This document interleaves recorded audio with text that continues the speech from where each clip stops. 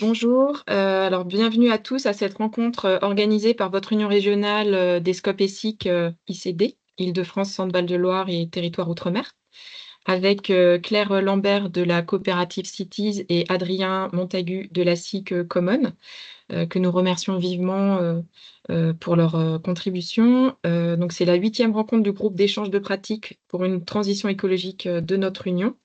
Donc pour rappel, c'est des cycles de 4 rencontres. À chaque fois, la première rencontre, c'est entre des acteurs, de la transition plutôt, donc qui définissent un programme, d'informations concrètes à partager pour une transition, donc des infos par les coopératives pour d'autres coopératives. Durant le premier cycle, on a évoqué, les modalités possibles pour une transition écologique, le bilan carbone, tout ce qui est lié à l'employeur Pro-Vélo, et dans le cadre du deuxième cycle, on a évoqué, des sujets sur l'éco-conception, la gestion des déchets, et aujourd'hui, on va plus parler des licornes avec en particulier, Cities et Common. Donc, pour mes mots, cette rencontre est enregistrée. Elle pourra être diffusée à l'interne de notre mouvement ou à l'externe au niveau, national, régional et au niveau des fédérations métiers du mouvement, et à l'interne, par les coopératives adhérentes, auprès de leurs membres. Donc n'hésitez pas à couper vos caméras et micros.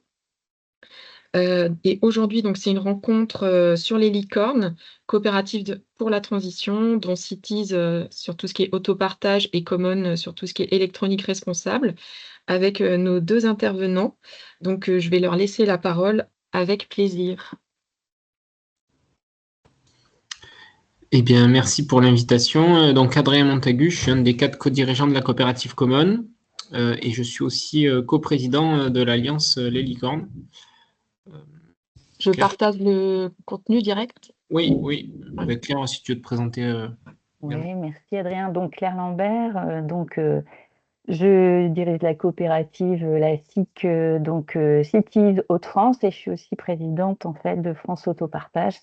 Et donc, vous le verrez, le réseau est donc créé depuis plus de 20 ans. J'en parlerai après.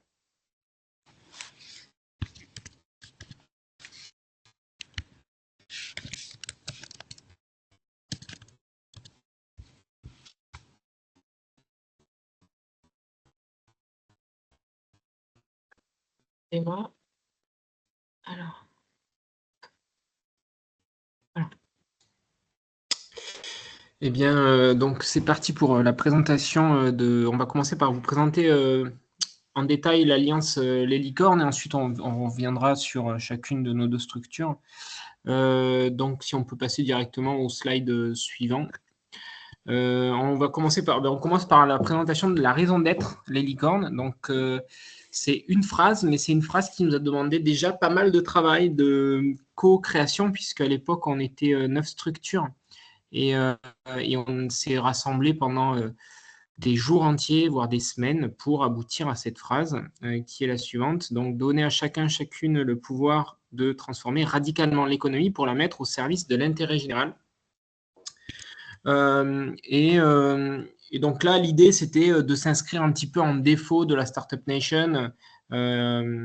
C'est d'où le nom, les licornes avec 2 O plutôt que 1, en essayant de faire un peu un pied de nez à ce modèle qui vise uniquement la rémunération du capital et les levées de fonds mirifiques sans aucune forme de finalité sociale ou d'objectifs environnementaux. Et donc, c'est en ça qu'on s'est retrouvé autour de cette raison d'être. Il y a également la notion de se réapproprier l'économie, puisque chaque citoyenne peut se réapproprier l'économie pour la mettre au service de l'intérêt général. Et donc, c'est en ça que beaucoup de nos structures sont des SIC et celles qui ne le sont pas intègrent une notion de multisociétariat. On va le voir sur les slides suivants. On peut passer à la slide suivante. Donc, trois motivations pour se rassembler. La première, donc, c'était de mobiliser les citoyens en faveur d'une consommation plus durable, plus responsable, puisque chacune de nos structures travaille sur ces thématiques-là. Promouvoir un autre modèle d'entreprise avec une lucrativité limitée au service de l'intérêt général. Et surtout, la dernière composante, c'est c'est de pouvoir faire système dans le sens où c'est plus que, c'est pas vraiment un logo, c'est pas juste un label ou quoi, c'est l'idée de s'entraider et de décupler nos capacités individuelles au sein de l'Alliance pour en faire une force collective afin de favoriser une transformation sociale.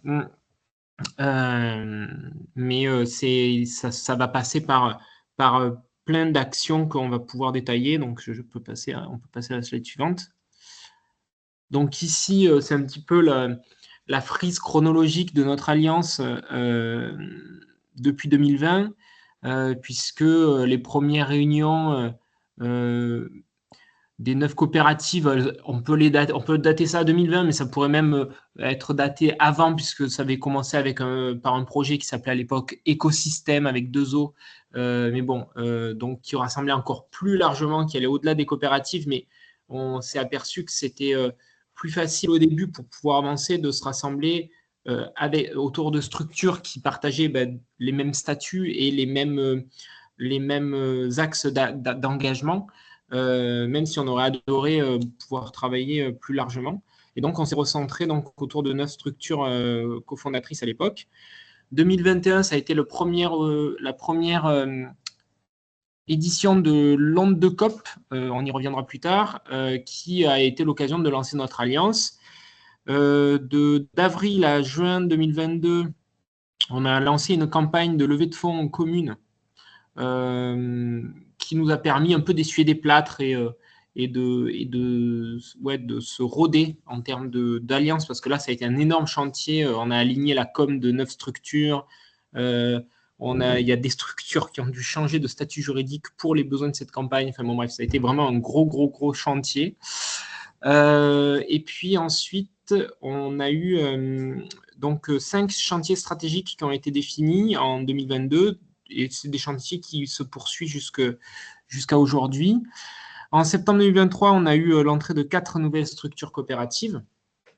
Et puis en juin 2024, on a eu malheureusement la liquidation de RICOP. Donc c'est pour nous rappeler que entreprendre, ça reste toujours un risque, même si il se trouve que les SIC notamment ont un taux de résistance à l'entrepreneuriat beaucoup plus important que les startups classiques, puisque bon nombre d'entre elles sont plus importantes à passer le seuil des 5 ans. Et puis, donc, depuis 2024, on commence à construire un plaidoyer sur notamment le financement des coopératives, puisque un des enjeux de RICOP, c'était les besoins de financement associés à ce projet très ambitieux qui ont émergé. Mais il se trouve que chacune de nos structures a des enjeux de financement. Et comme chez nous, la lucrativité, comme chez les SCOP, est un peu limitée de fait, eh bien, ce n'est pas forcément toujours simple. Et là, en septembre 2025, à l'occasion de la nouvelle Onde de COP, on espère avoir de nouvelles structures qui nous rejoignent. On est en phase de recrutement en ce moment. Voilà. On peut aller à la slide suivante. Donc, en termes de critères, comment on définit une licorne? Ça a fait l'objet là aussi de nombreuses heures de réflexion. D'une part, donc, ce sont des coopératives de type avec une forte composante de multisociétariat, avec notamment des particuliers, des consommateurs ou des citoyens. C'est des offres qui s'adressent au grand public de façon directe ou indirecte sur un marché national le plus possible, c'est-à-dire que l'idée, c'est qu'on puisse rayonner un peu partout sur le territoire. Ce sont des structures qui, dans l'ensemble, elles portent toutes une vision d'intérêt général et avec des modèles économiques qui renouvellent un peu les habitudes du marché sur lesquels elles se positionnent et qui répondent à des enjeux écologiques et sociaux. On peut aller à la slide suivante. Donc ici, vous avez les membres de l'Alliance aujourd'hui. Donc Etikado, c'est donc une coopérative qui propose des cartes cadeaux pour notamment les CSE ou même pour les particuliers. Et en fait, c'est un peu comme une marketplace de solutions plus responsables. Et c'est une très belle alternative aux box ou autres fournisseurs de cartes cadeaux plus capitalistes, on va dire. Vous avez CopCircuit, c'est une plateforme d'intermédiation pour les circuits courts en fait, qui développe un outil open source pour faciliter la mise en relation des particuliers et des producteurs de légumes notamment. Label Emmaüs, c'est une marketplace qui a plusieurs composantes, mais d'une part, donc, il développe tout un outil en ligne pour favoriser la vente de produits issus du réseau Emmaüs et au-delà. Et d'autre part, il y a une grosse composante réinsertion sociale chez eux, puisqu'ils forment énormément de personnes au métier du web, en fait. Ils ont lancé récemment une label école. Enfin bon, il y a plein d'actions qui sont faites dans ce sens-là, et c'est assez intéressant. Donc, si jamais vous avez des besoins de cadeaux pour les fêtes ou autres, n'hésitez pas à aller chez Label Emmaüs plutôt que sur Amazon, par exemple.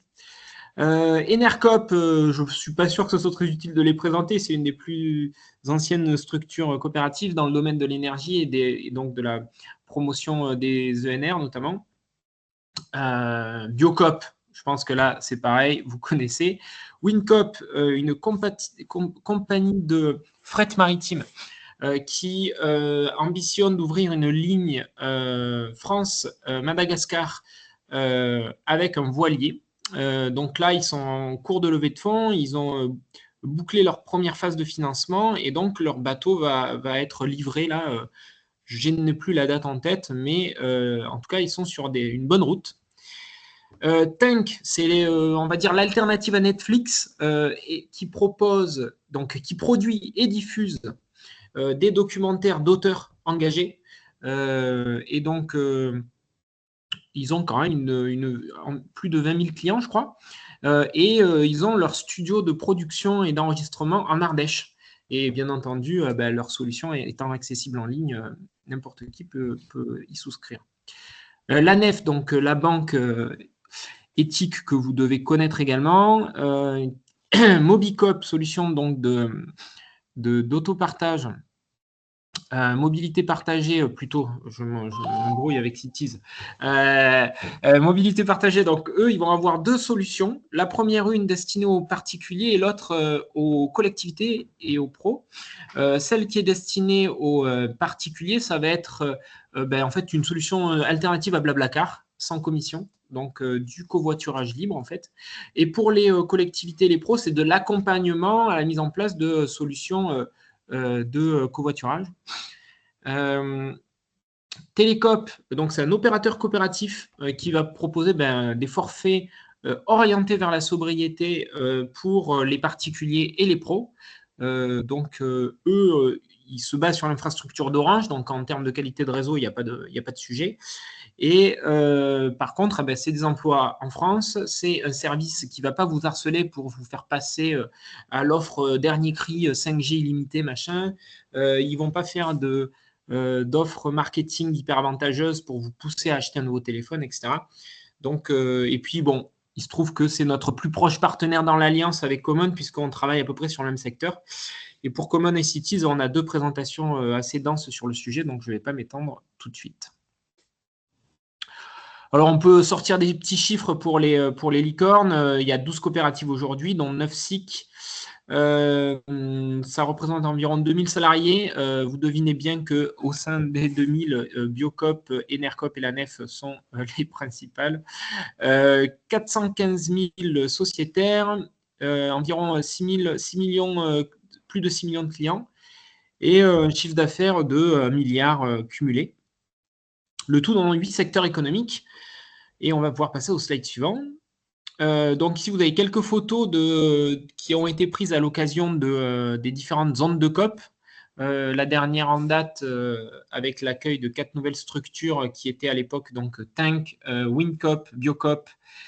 Et j'ai un trou sur la dernière qui nous a rejoint. Et Etikado, voilà. C'était les 4 qui nous ont rejoints en septembre dernier. On peut passer à la slide suivante. Et donc, comme je l'indiquais en début, plus qu'un simple label, c'est vraiment 2 outils complémentaires. Le premier, une instance de coopération économique au sein de laquelle on va mener des projets collectifs qui auront pour ambition d'élargir la mobilisation citoyenne en faveur d'une consommation durable et un renforcement de nos structures. Et puis, une marque commune qui est donc celle des licornes, qui nous permet de co-construire des événements et augmenter la notoriété propre de la marque et des coopératives qui composent cette alliance. En termes de projets d'intercoopération, on a différentes opérations en cours. Donc, les plus simples, on va dire, c'est les opérations de communication croisée où on va avoir des échanges bilatéraux. Et donc là, je vous ai mis un exemple de l'offre Télécoop Common où voilà, on a proposé une offre combo sans pousser à l'achat de téléphone. Mais si un client était client à la fois de Télécoop et de Common, il a une petite réduction sur les mensualités dans les deux coopératives. Au niveau des participations, on tient des stands en commun aussi, donc ça c'est des choses assez faciles à faire aussi. Ça permet de réduire les coûts des stands. On a fait ça à la fête de l'UMA, aux journées de l'économie autrement, etc. Et puis, on a des mutualisations de compétences. Donc, on organise des cercles de travail ou des groupes de travail sur les responsables communication des différentes structures qui se rassemblent une fois toutes les 2 semaines pour voir quels seront les prochains éléments de com à partager entre structures. On a un GT plaidoyer, donc c'est un groupe de travail sur les sujets de plaidoyer qu'on va développer un peu plus tard, etc., etc. En termes d'événements, notre principal événement, c'est l'Onde de COP qui a lieu chaque année en septembre depuis 2021.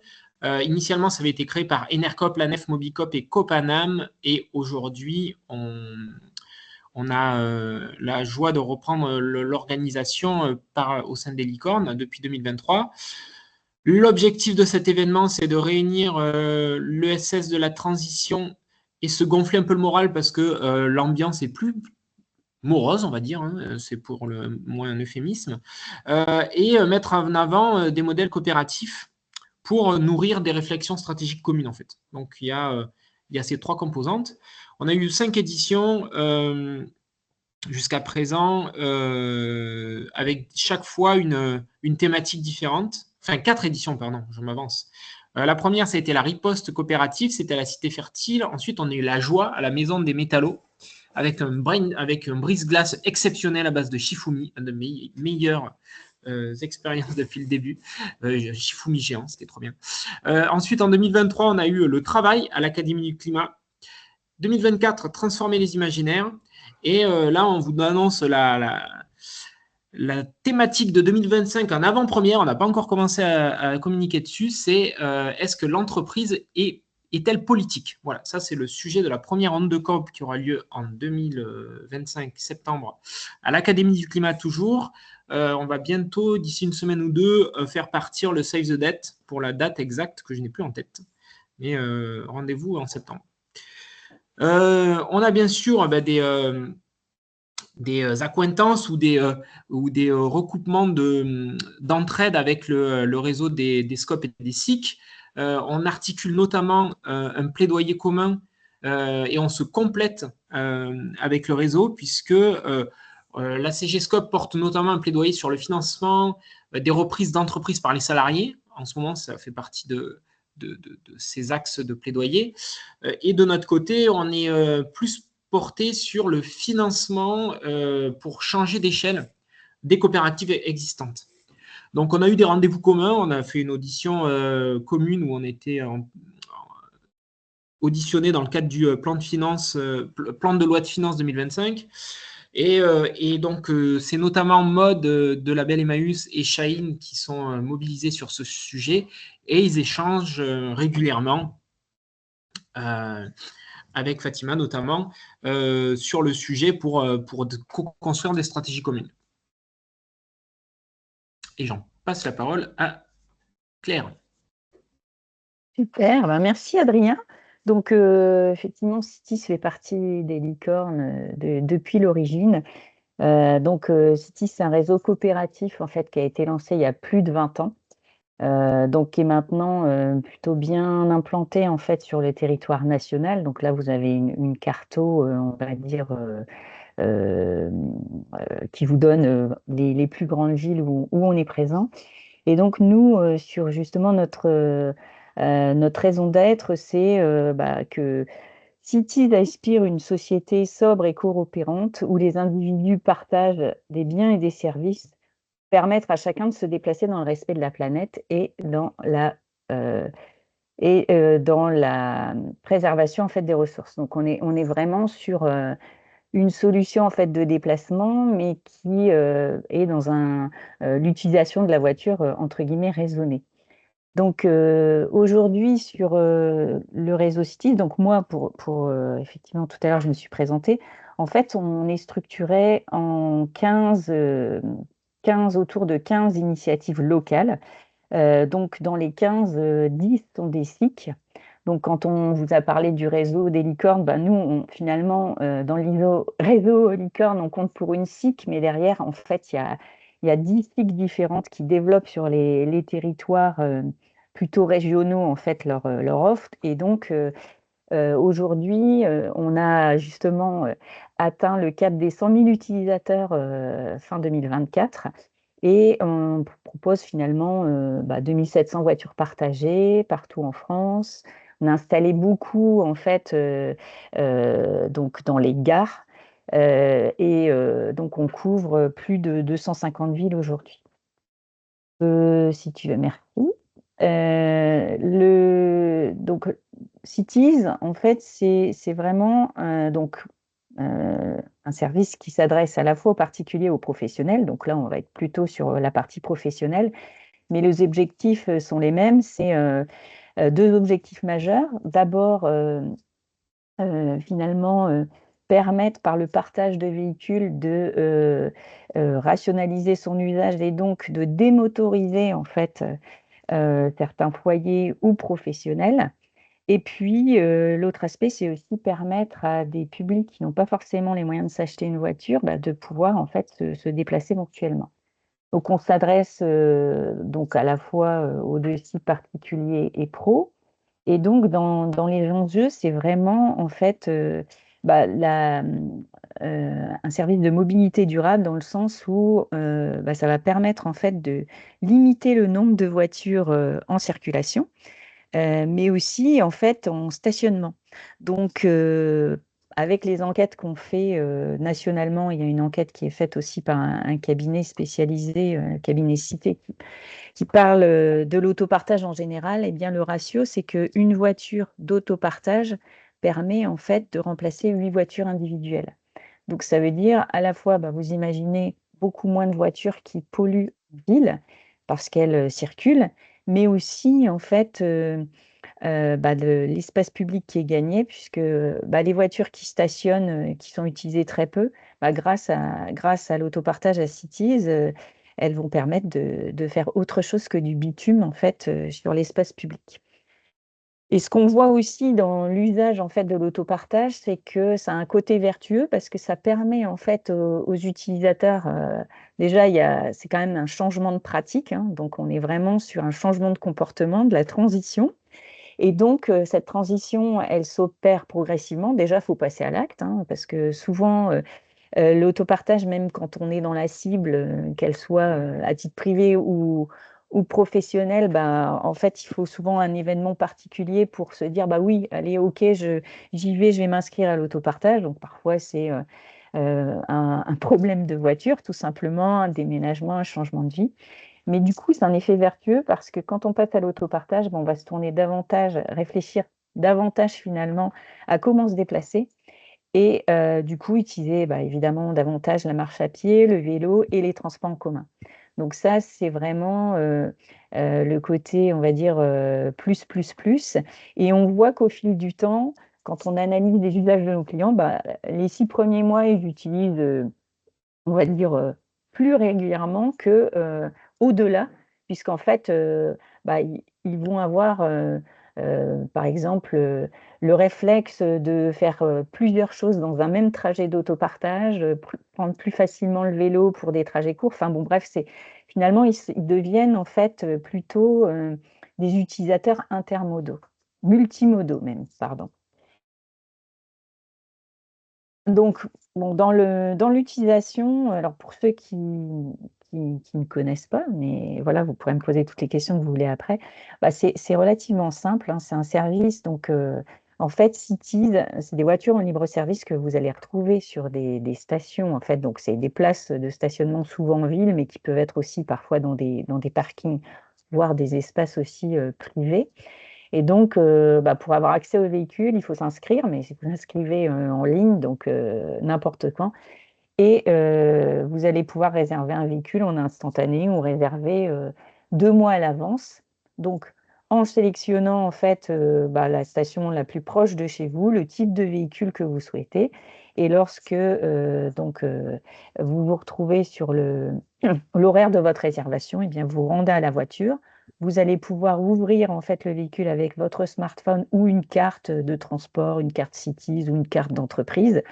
Et en fait, aller là où vous le souhaitez. Donc, il n'y a pas de périmètre en fait d'utilisation. Vous pouvez même aller à l'étranger. Nous, par exemple, à Lille, on est proche de la Belgique, c'est tout à fait possible. Et à la fin de votre trajet, ben, vous ramenez la voiture à sa station. Et vous ne payez finalement que votre usage. C'est la grande force du service. Si tu veux, tu peux continuer, Caroline. Alors, peut-être la slide encore après, et on reviendra sur celle-là. Voilà. Donc, à la différence de la location classique, en fait, Cities vous propose un tarif tout compris, c'est-à-dire que ça intègre le carburant. Ce n'est pas le cas pour d'autres systèmes d'autopartage et pas le cas non plus pour la location classique. Donc, finalement, vous allez être facturé donc sur la durée de location réelle et puis la distance que vous parcourez. Et donc, à chaque trajet, vous allez avoir finalement alors, votre trajet, le coût de votre trajet, qui est affiché selon en fait, bah, ce que vous avez parcouru comme distance, et le véhicule que vous avez utilisé, puisque c'est aussi fonction de la catégorie de véhicule. Donc, ça, c'est plutôt apprécié par l'ensemble de nos clients, sachant que, on a des cartes carburant ou alors des cartes de recharge électrique dans tous les véhicules qui vous permettent pendant votre trajet, de vous recharger ou de faire le plein. Et donc, ce que je n'ai pas dit, mais qui est souvent en fait une évidence pour nos prospects, c'est que en fait aujourd'hui notre parc il est pas du tout orienté électrique parce que comme on est sur la voirie et qu'il n'y a pas forcément de système de recharge, en fait, on est plutôt sur un parc thermique, hybride, etc., avec quelques véhicules électriques. Évidemment, à l'avenir, donc on a à la fois des contraintes et des ambitions, on est en train de le faire, de verdir le parc, mais en tout cas, c'est pas forcément par l'électrique qu'en fait on va avoir une mobilité plus durable. Nous, on pense que c'est justement par le partage, donc la réduction finalement des trajets en voiture, qu'on va permettre en fait de réduire la pollution et donc ça sera bien plus bénéfique que chacun ait son véhicule électrique. Si tu veux, tu peux revenir au-dessus. Voilà.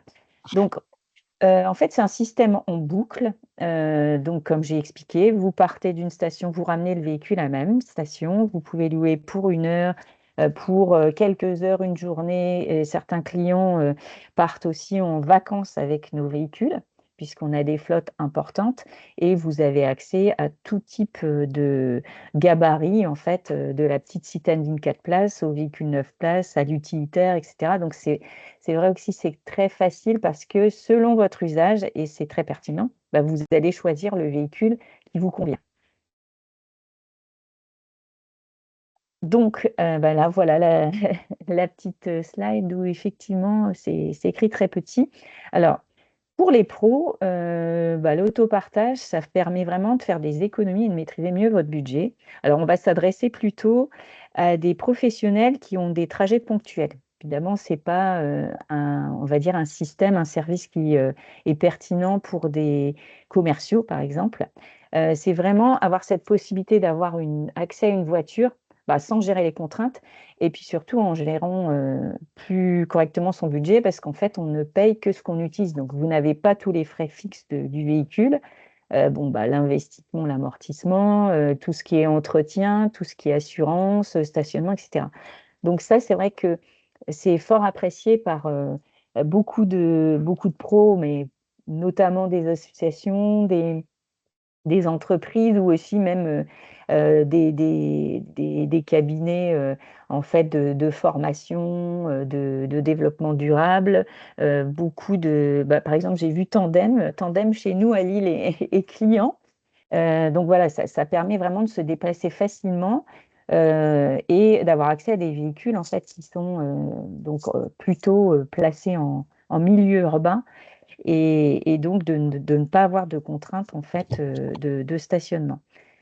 Évidemment, sur l'empreinte carbone, vous comprenez que en mutualisant des véhicules, eh bien, c'est vraiment un moyen d'éviter aussi la multiplication en fait des émissions de CO2.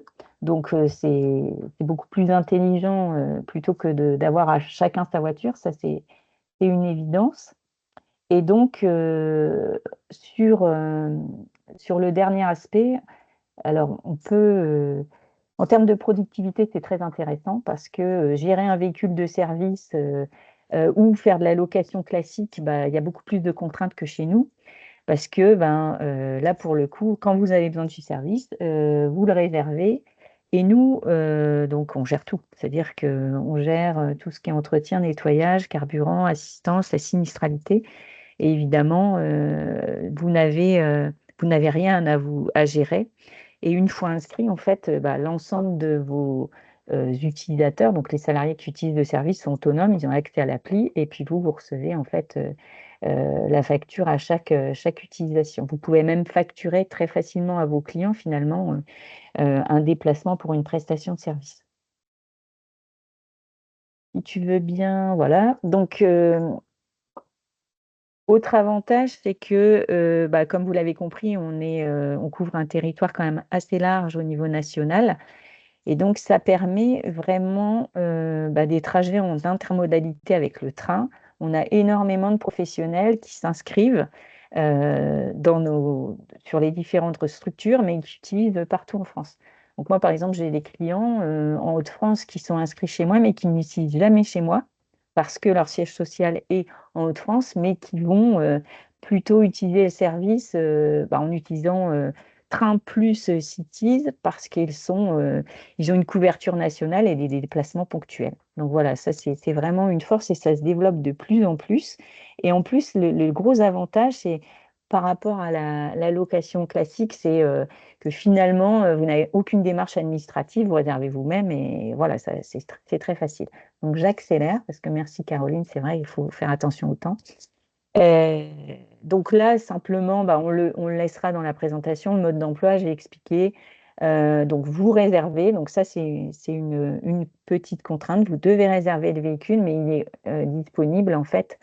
Donc une fois que vous allez réserver, vous êtes sûr de pouvoir faire votre trajet à l'aller et au retour. Et donc, finalement, vous avez aussi le suivi de votre consommation sur l'appli, sur votre espace client. Voilà. Et ici, il y a une petite vidéo mode d'emploi pour que vous puissiez vous rendre compte de la facilité du service. Et pour terminer, donc j'avais juste mis en fait une petite slide sur les tarifs pour être très concret sur l'usage. Donc pour les professionnels, il y a un abonnement qui varie en fonction du nombre de conducteurs. Donc ça, c'est le tarif TTC qui est affiché. Et donc, vous pouvez faire varier en fait en fonction de vos besoins au cours de l'année, en fait, le nombre de conducteurs qui utilisent le service. Donc voilà. Et vous voyez, selon la gamme de véhicules, vous avez un tarif qui varie, mais aussi un tarif dégressif à la journée, à la semaine.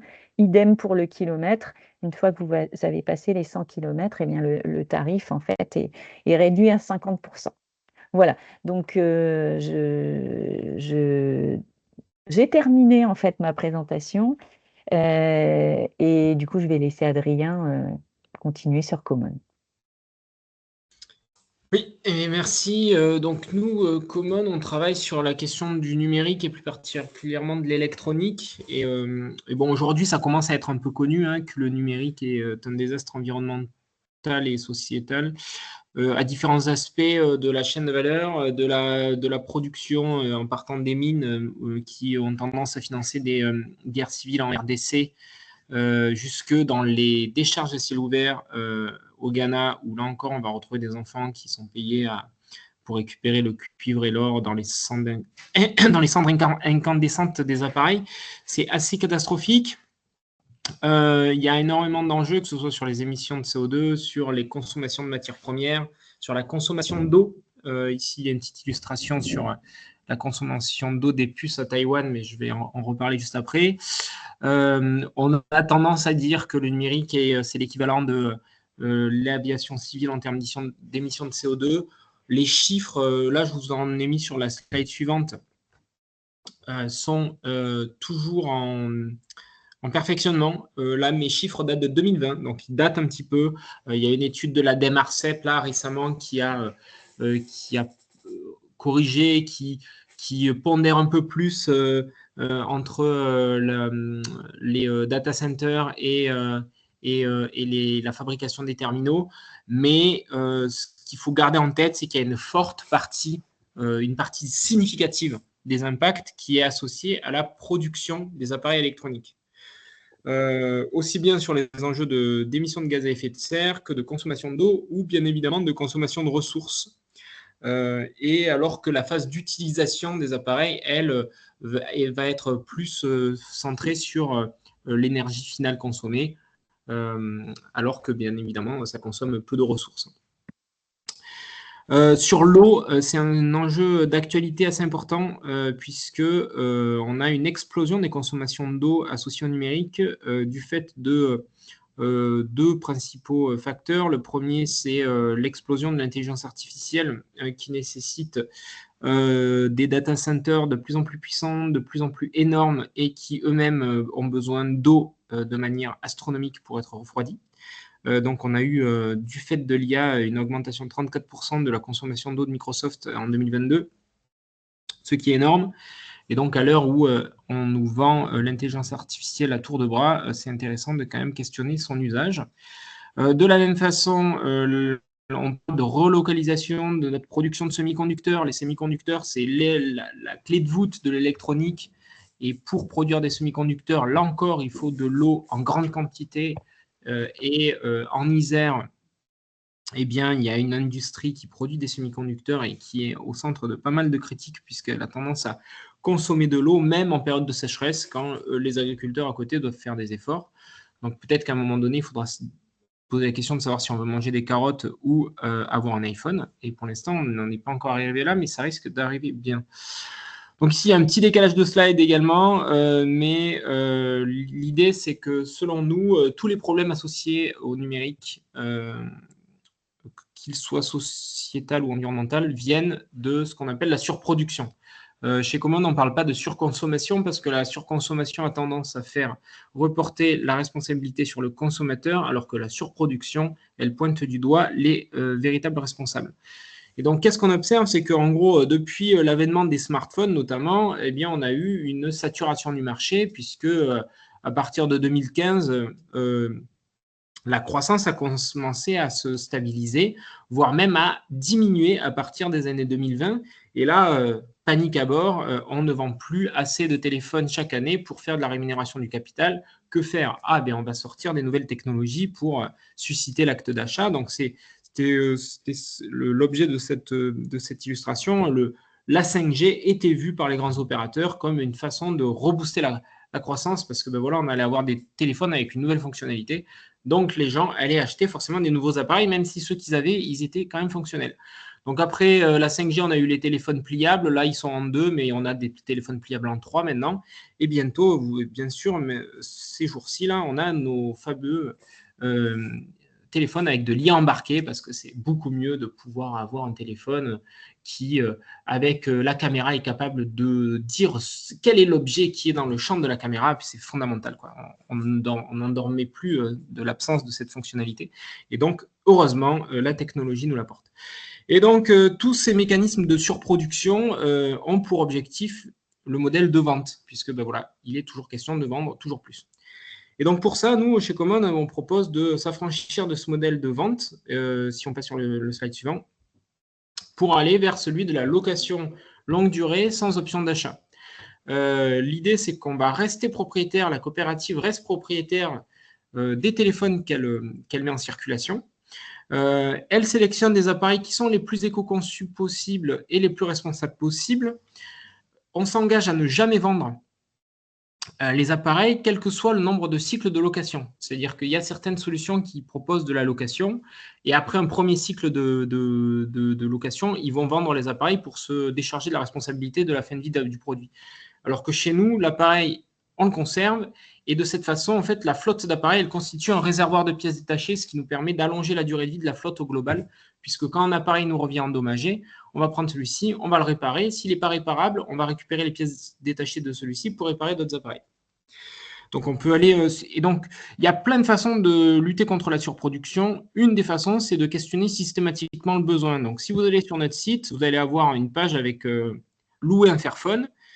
Et forcément, à côté, il y a une question en ai-je besoin? Et si vous cliquez sur en ai-je besoin, vous allez arriver sur la slide suivante qui vous amène sur un bon de consommation différé. Donc là, l'idée, c'est de dire votre appareil fonctionne encore, vous voulez quand même soutenir notre coopérative, eh bien, vous pouvez le faire, vous prenez un bon d'achat pour plus tard, ça vous donne un avantage financier pour dans 2 mois après l'achat du bon, pour éviter les effets d'aubaine. Il n'y a pas de durée de péremption, donc il n'y a pas de truc, c'est valable qu'un an, c'est pas nominatif, et ça donne jusqu'à 40 € de pouvoir d'achat pour plus tard, quand c'est vraiment opportun. Donc voilà, donc là, ça c'est un peu les façons de lutter contre l'obsolescence marketing qu'on a mis en place chez nous. Au niveau des produits, le plus connu, c'est le Fairphone. Donc, c'est un appareil plus éthique dans le sens où il travaille sur la filière en amont de la chaîne de valeur pour essayer d'améliorer la traçabilité des métaux qui constituent l'appareil, d'améliorer les conditions de travail dans les unités de production, plus durable dans le sens où ils ont une longévité sur la durée des mises à jour sur Android et bien sûr beaucoup plus réparable puisqu'on peut très facilement démonter l'appareil. C'est à la portée de n'importe qui. J'ai mis aussi Crosscall, ça c'est pour des besoins un peu de genre les personnes qui travaillent sur des chantiers ou les brise-fer. Ma sœur a un Crosscall. Son cheval l'a bouffé, mais bon, il a tenu bon. Voilà. Donc ça c'est pour les besoins un peu spécifiques. Les offres pro, donc en fait il y a 2 offres pro qu'on propose, une offre de base avec des services un peu limités on va dire, qui comprennent les frais de port, la protection contre les pannes indépendamment de la durée de garantie constructeur et la continuité de service, c'est-à-dire que s'il y a un problème sur l'appareil, on envoie un appareil de substitution, vous nous renvoyez l'ancien, on le répare, on le remet dans la boucle, on écrase les données et on le remet dans une boucle de location. Quand par contre le service tout compris lui va prendre en compte la prise en charge des pannes, des casses et des pertes pour les pros, pour les particuliers, il n'y a pas la perte, le changement de batterie et l'assistance et la priorité de service. Ici, vous avez des ordres de grandeur pour les tarifs. Par contre, il y a une information essentielle à prendre en considération, c'est que c'est pour des flottes de 50 appareils. Si jamais vous prenez un seul appareil, le prix va être un peu plus important. Mais de toute façon, tous les prix sont en ligne sur notre site web. Hein. On a également des ordinateurs si besoin. On est des promoteurs des logiciels libres. Donc, on va, si vous le souhaitez, vous accompagner pour vous passer de Google sur Android et de Windows sur les téléphones, sur les ordinateurs. On a une politique tarifaire anti-inflation ou anti-obsolescence marketing aussi, c'est-à-dire que on a des engagements qui sont de 1 an ou de 2 ans en fonction des produits, mais dès l'année 2, on a une réduction de 6% tous les 6 mois pour atteindre jusqu'à 60% de réduction en année 6. L'idée, c'est qu'on essaye de convaincre les personnes de garder le même appareil et de ne pas en changer s'il y en a un nouveau qui sort en fait. Et donc, pour ça, plus la personne garde le même modèle, plus les tarifs diminuent en fait. Voilà, on a un certain nombre de clients associatifs, coopératifs et pas que qui nous font confiance aujourd'hui. On a plus de 5000 appareils plus de 6000 appareils en circulation, je crois, j'ai perdu le compte. Et on s'est lancé en 2018. Voilà, on est une trentaine de salariés basés à Strasbourg, mais on livre partout en France, en Belgique et en Allemagne. Mais au-delà des enjeux commerciaux, une des préoccupations de notre coopérative, c'est le plaidoyer, c'est-à-dire que là, on a fait valider lors de notre précédente assemblée générale que l'objectif ultime de notre coopérative, c'était d'influencer les cadres réglementaires, parce que ce qu'on observe, c'est qu'en face, ils ont des moyens astronomiques pour faire du lobbying et qu'on estime que des acteurs coopératifs comme nous devraient se saisir des instances d'influence. Et c'est ce qu'on fait en fait depuis 2018. On l'a fait un peu par opportunisme, mais par exemple, on a été invité à co-construire l'indice de réparabilité qu'il y a dans les commerces sur les produits électroniques. Si vous allez dans la grande distribution et que vous achetez un iPhone ou un smartphone, peu importe, il est noté sur 10. Et donc, on a fait partie des acteurs qui ont conçu la grille d'évaluation de la note sur 10. On est régulièrement invité par différents acteurs de l'ARCEP, France Stratégie ou autres. Et puis, on fait aussi de temps en temps du lobbying vraiment intense. Et c'est un petit peu la période actuelle. Là, j'ai mis un exemple sur les dernières slides où, en fait, en ce moment, il y a le projet de loi de simplification de la vie économique qui est évalué en commission spéciale, là, à l'heure où on parle, à l'Assemblée, et qui vise alors là, c'est open bar pour défoncer l'environnement, en gros, sous prétexte de simplifier la vie économique. Donc, il y a des amendements qui ont été déposés pour supprimer les réglementations ZAN, par exemple, le zéro artificialisation nette. Mais bon, celui-ci n'est pas passé. Et nous, avec des acteurs comme la Quadrature du Net, Data for Good et Green IT, en ce moment, on essaie de se mobiliser contre le développement à marche forcée des data centers associés à l'intelligence artificielle souveraine, entre guillemets, qui bénéficiera principalement à des entreprises américaines ou extra-européennes. Et donc, l'enjeu pour nous, c'est d'essayer de s'y opposer. Alors, on a bien conscience que c'est du don quichotisme primaire. On n'a aucune chance de gagner cette bataille. Pour autant, on estime que c'est important de commencer à sensibiliser les députés à cette question fondamentale qui est celle de l'allocation des ressources, puisque, comme je le disais précédemment, les data centers, ça consomme une quantité d'eau astronomique, et demain, on sait qu'on va avoir des pénuries d'eau associées au dérèglement climatique. Et donc, si on continue à faire comme si de rien n'était, on aura demain la FNSEA qui ira faire des actions de sabotage sur les data centers de Microsoft, et on aura Bercy et le ministère de l'Agriculture qui se prendront le chou pour savoir sur quel pied danser, quoi. Donc, on va au-devant de conflits d'usage majeurs. C'est absolument pas considéré aujourd'hui par nos politiques. Et donc, on essaye de faire ce travail de sensibilisation. Donc là, sur la dernière slide, comment ça se traduit? On a co-rédigé des amendements. On a fait de l'appel d'assistants parlementaires pour leur pousser les amendements qu'on a écrits. Et on a suivi les votes sur les amendements dont certains qu'on a écrits ont été déposés. Alors, spoiler alert, aucun de ceux qu'on juge assez radical n'a été voté, mais c'est le travail qu'on fait en ce moment. J'en ai terminé. J'arrête le partage. Alors déjà, désolée parce que j'ai pas partagé la dernière version du PowerPoint qui était mieux designée. Je la transmettrai par mail. Et du coup, merci beaucoup Claire et Adrien pour cette présentation très claire. Et pour ceux qui participent à cette rencontre, est-ce que vous avez des questions à partager?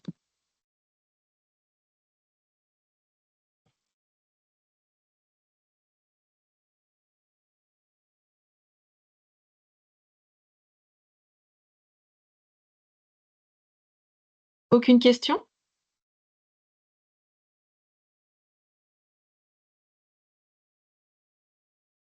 OK. Bon, bah, vous avez été très, très, très claire. Véronique, vous avez toujours une petite question d'habitude? Ah, Véronique n'est plus là.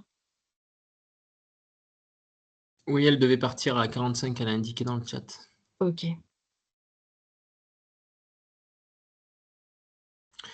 On n'a pas mis nos contacts sur les slides. Je ne sais pas si pour Cities en tout cas pour Common, si vous allez sur contact@common.coop ou sur notre site, vous pouvez. Le formulaire de contact, c'est celui qui est le plus réactif, beaucoup plus que ma boîte perso par exemple. Donc voilà, si jamais n'hésitez pas à nous contacter. Pour différentes raisons. Hein. Si par exemple vous vouliez participer au travail de lobby intensif contre l'IA, n'hésitez pas, contactez-moi, on a besoin de force. Voilà. Je vais juste lire le commentaire de Véronique qui explique qu'avec leur coopérative, ils sont adhérents et utilisateurs de Cities. Cela leur a permis de réduire leur utilisation de la voiture pour les déplacements longue distance en réservant une Cities à côté de leur gare d'arrivée. Et ils attendent avec impatience Cities en Île-de-France pour pouvoir abandonner définitivement la possession d'une voiture individuelle. Okay.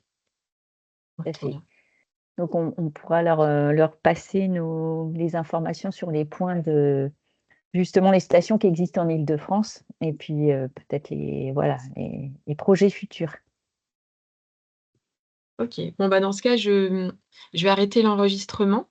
Merci beaucoup, Claire et Adrien, en tout cas. Et de rien. C'était, ouais.